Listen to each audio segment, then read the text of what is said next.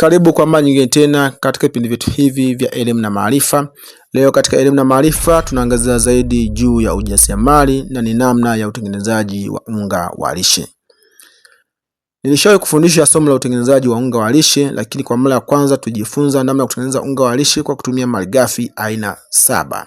Lakini leo tunaenda kujifunza kutengeneza unga wa lishe kwa kutumia malighafi aina 4 ama nafaka 4, ambazo nafaka hizo zimebeba makundi yote ya vyakula na virutubisho vyote vinapatikana katika nafaka hizo ambazo tunaenda kujifunza kwa siku ya leo kutengeneza unga huo wa lishe.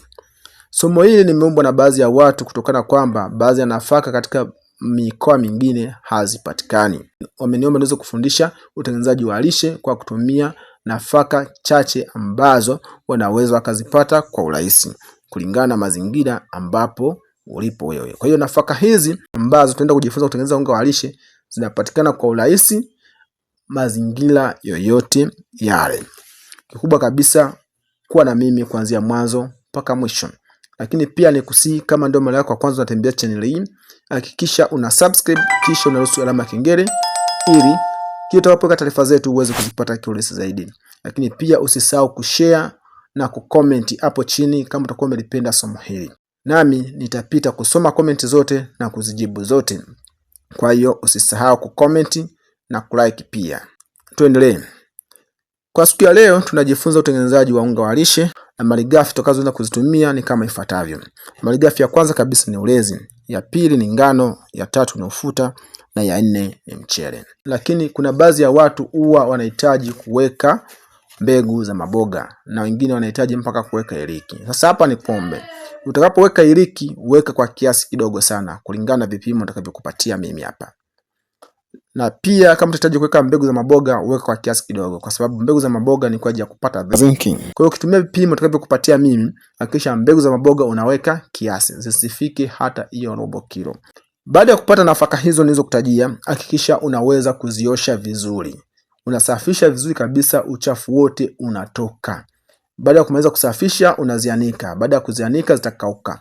Zikishakauka sasa ndio unaingia katika swala zima la kupima, upate vipimo vilivyo bora, vinavyotakiwa, vyenye ulinganifu mzuri ili uweze kuzalisha unga ulio bora.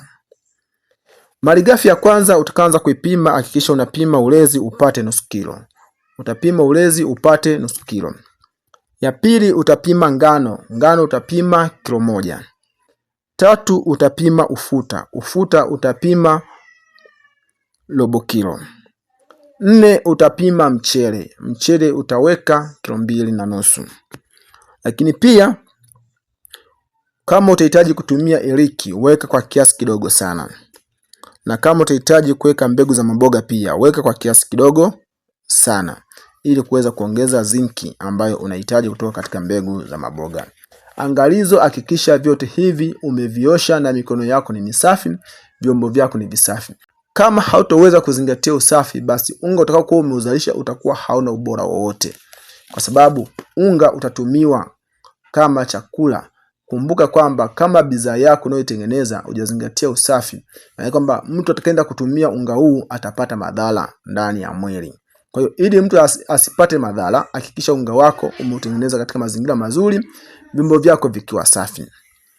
Basi hatua inayofuata baada ya kumaliza kupima vipimo vyako hivyo vya nafaka, chukua nafaka zako uweke kwenye chombo kisafi ambazo ni mchele, ngano, ulezi, ufuta, iliki pamoja na mbegu za maboga. Nenda katika mashine ama pia katika mashine ya kusaga wakasage. Baada ya kumaliza kusaga, unapofika nyumbani, sasa hapa ndio kuna changamoto, baadhi ya watu wao wanahifadhi bila kuzingatia. Hakikisha unga wako umeuweka sehemu, yani uweze kuanika, uhakikishe unakauka ili ule uvundo ule au ule ubichi ule wa kule mashineni ule usipatikane tena. Baada ya kuhakikisha kwamba umeuanika umekauka, hatua inayofuata, chukua unga wako uweze kuweka katika vifungashio vyako ama uweze kuweka katika chombo chako ambacho ni safi na kisha uweze kupeleka sokoni. Hakikisha chombo chako hakina maji yoyote wala unyevunyevu wowote ulimoweka, na uweze kuhifadhi katika sehemu iliyo bora na sehemu iliyo sahihi kabisa. Hakikisha unga wako kama utahifadhi ndani kwa ajili ya matumizi, uweke mbali na watoto ili watoto wasije wakachezea wakadumkiza uchafu au hata mchanga. Unga inatakiwa uwe safi na bora, na hakikisha unaufunika ili kuepuka uchafu ambao unaweza kuingia, labda unaweza kuwa unasafisha nyumba, unga ukiwa wazi ukajikuta ile vumbi liingia ndani ya unga ambayo inaweza kuleta madhara kwa mtumiaji. Ndugu yangu mfuatiliaji wa Mwanga One TV, kama ni mara yako ya kwanza kutufuatia katika channel hii, hakikisha una subscribe kisha unawasha alama kengele ili kila tunapoweka taarifa zetu uweze kuzipata kiurahisi zaidi. Lakini usisahau kucomment. Mimi huwa napita nasoma zile comment ama maoni yote na kisha ninayajibu yote. Lakini pia usisahau kushare na kulike pia, na usisahau kutuandikia kwamba unatufuatilia kutoka wapi, unapatikana nchi gani, ama ndani ya Tanzania ni mkoa upi. Jina langu ni Cassius Mwanga. Usikose kutufuatia katika vipindi vyetu vijavyo.